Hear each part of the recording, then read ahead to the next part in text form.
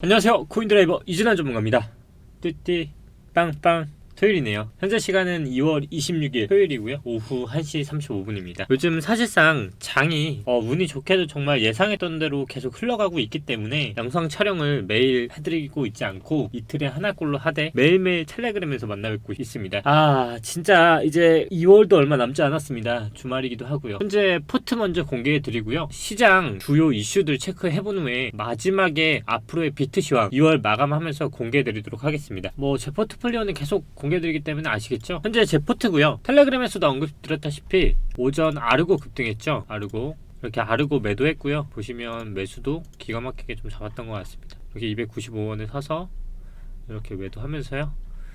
사실 250만원 정도 수익이 났는데요. 기존에 디센트럴에 마이너스 100만원 정도 되었던 거 이렇게 퉁쳤습니다. 그래서 현재 시드가 3,200만원 정도가 불어났죠. 이렇게 하면서 저는 12월에 물린 거는 이런 식으로 나오면서 지속적으로 하고 있습니다. 현재 남은 종목은 3가지가 남았네요. 메인프레임, 아이콘, 누사이퍼. 누사이퍼는 아시다시피 200% 이상 수익 나지 않으면 매도하지 않고요. 나머지는 그대로 마이너스 23%, 20% 이렇게 되어 있습니다. 짧고 간결하게 포트 그대로인 것을 보여드렸고요. 남은 시드는 지속적으로 시드 출금이나 대기 시드 출금해 놓은 것도 많고 대기 시드도 이렇게 아직까지도 한 장 이상이 남았기 때문에 계속 기다리고 있습니다. 2월이 이제 3일 앞으로 다가왔습니다. 3월부터는 주요 섹터에 들어가는 만큼 오늘 시황 주말 동안 복귀할 수 있도록 충분히 준비했고요. 영상 끝까지 시청해 보시고 주요 현황들 같이 체크해 보면서 2월 마무리하면 좋을 것 같습니다. 일단 제가 오늘 준비한 첫 번째 소식은요. 국내 소식이 있습니다. 바로 다음 달 트래블룰이 도입이 됩니다. 트래블룰이 도대체 뭐야? 라고 하실 것 같아서 쉽게 준비했는데요. 현재 가상자산을 송금 시 받는 사람과 보내는 사람에 대해서 이제 서로가 신원 확인을 하고요. 거래 내역을 저장해야 하는 국제자금세탁방지기구인 FATF의 규정인데요. 국내에서는 특정금융정보법, 줄여서 특금법이라고 부르는 이 법에 따라서 3월 25일, 지금으로부터 한 달 뒤부터 국내에서도 가상자산 사업자를 신고한 거래소들은요, 모두 이 규정을 적용시켜야 합니다. 한마디로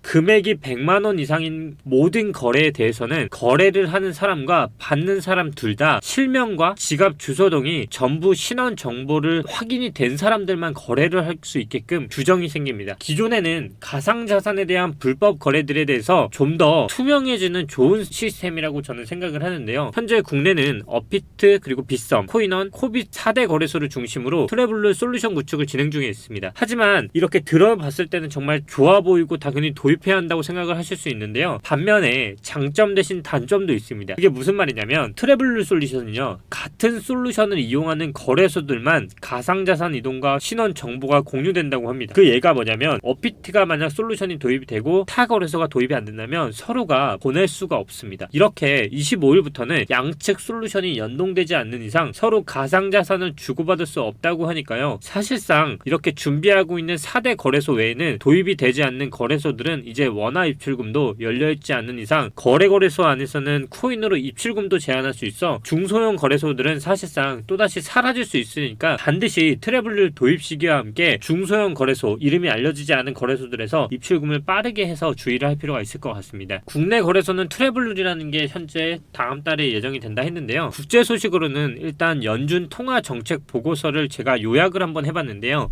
현재 나가는 사진을 보시면 아시겠지만 연준 통화 정책 보고서의 요약 내용은 첫 번째가 자산 매입이 3월 초에 종료가 된다고 합니다. 이제 약 일주일 앞으로 자산 매입의 종료를 한다는 것을 말해왔고요. 장기 인플레이션의 목표치는 넘었지만 노동시장의 분위기가 좋으므로 기준의 금리를 올리는 것이 적절하다고 표현했습니다. 이 부분은 결국 3월 FOMC에서 0.25%의 금리가 올릴 가능성이 높아 보이고요. 이 흐름은 결국 박스권으로 흐름을 가져가서 비트코인에도 영향을 미칠 수 있는 스탠스를 유지할 거라 보고 있는데요. 이 부분은 제가 영상 마지막에 차트 분석을 하면서 같이 다뤄드리도록 하겠습니다. 또한 두 번째는 단기 인플레이션이 상당히 높은데 장기 인플레이션은 팬데믹 이전과 비슷한 수치를 계속 유지하고 있습니다. 결국 예상치와 대체적으로 일치를 하고 있다는 게 정책 보고서의 요약본이었고요. 또 마지막 세 번째는 1월 초에 발표한 대로 올해 하반기, 흔히 상반기 하반기를 나눠서 연으로 나눴을 때는 4분기를 하는데요. 분기당 3개월의 시간을 보시면 되는데요.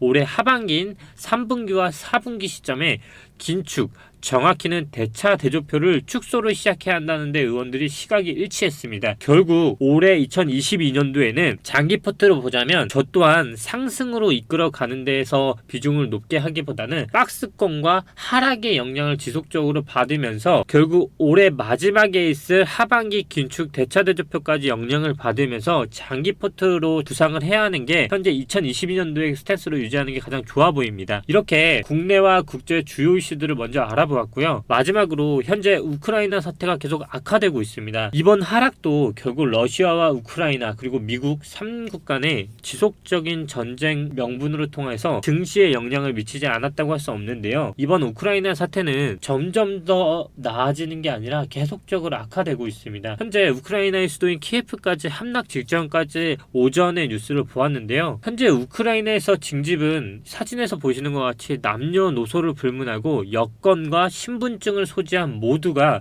징집 대상으로 전쟁에 투입을 되고 있습니다. 우크라이나의 자국 화폐조차 지속적으로 인플레이션 영향을 받고 있으면서 푸틴이 공격 명령 이후에 우크라이나의 자국 화폐보다 암호화폐의 거래량이 3배 이상이 증가했고요.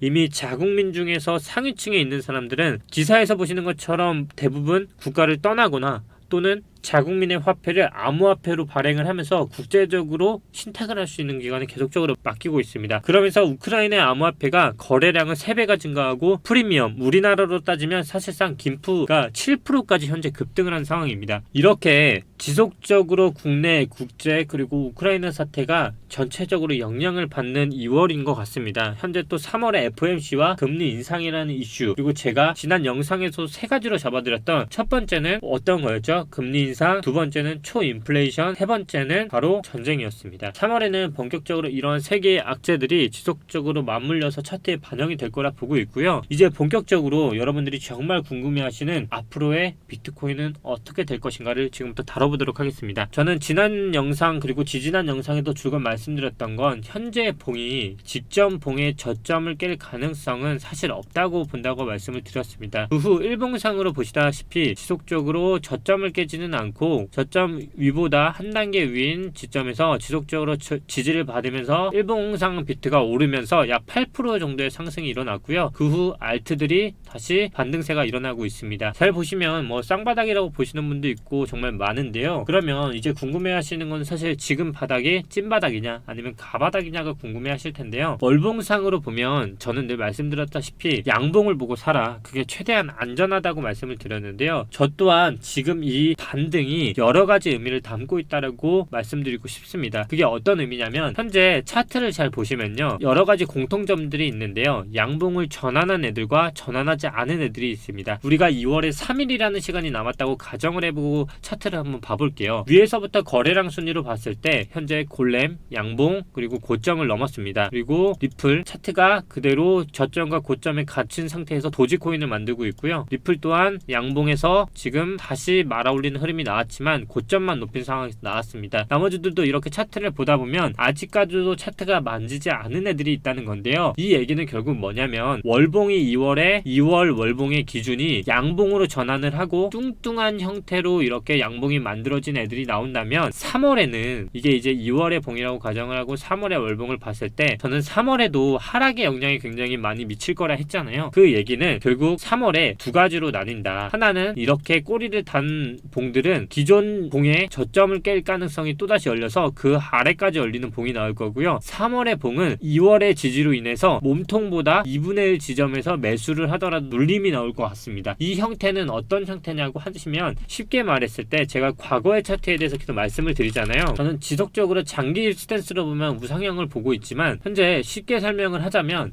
그냥 설명을 드리기 위해 한 거니까요. 과거의 차트를 본다고 생각하지 마시고요. 만약에 지금과 같이 양봉으로 돌린 애들은 이렇게 2분의 1 지점보다 아래로 와서 눌림을 받고 고점을 높인 상태에서 이제부터는 턴을 해서 올라갈 가능성이 있는 거고요.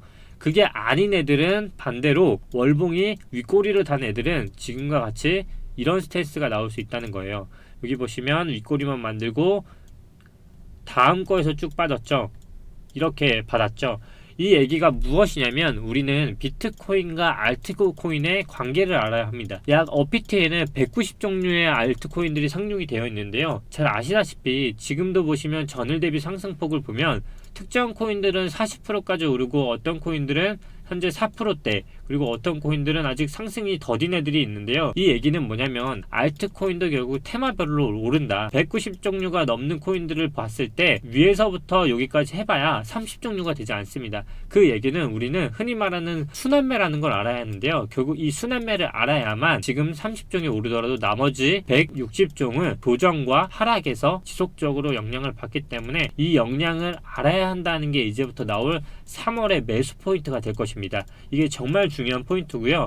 결국 3월에는 모든 코인이 오르는 게 아니라 양봉 위주의 먼저 캔들이 종가가 나오는 걸 확인하고 그 다음 이제 매수 전략을 가져가야 하는 게 우선일 것입니다. 결국 잘 보시면 이와 같이 아크도 몸통형 캔들이 나오고 있고 양봉으로 전환을 하고 있습니다. 그 얘기는 결국 턴을 하기 위해서는 다음 달 종가가 확실히 나오는 것을 보고요. 더 짧게 봤을 때 주봉의 위치를 보면 이게 상승을 할 수 있는지 없는지가 분명히 나오게 될 것입니다. 결국 저와 함께 계속 영상을 보고 계신 분들은 3월에 어떤 코인을 잡을지 저와 함께 같이 나가시면 되고요. 볼렘도 잘 보시면 이렇게 차트상으로 먼저 윗꼬리를 만들고 몸통형 캔들을 만들었죠. 빠지더라도 이제 3일간은 골렘은 사실상 582원으로 올라가기 쉽지 않을 것입니다.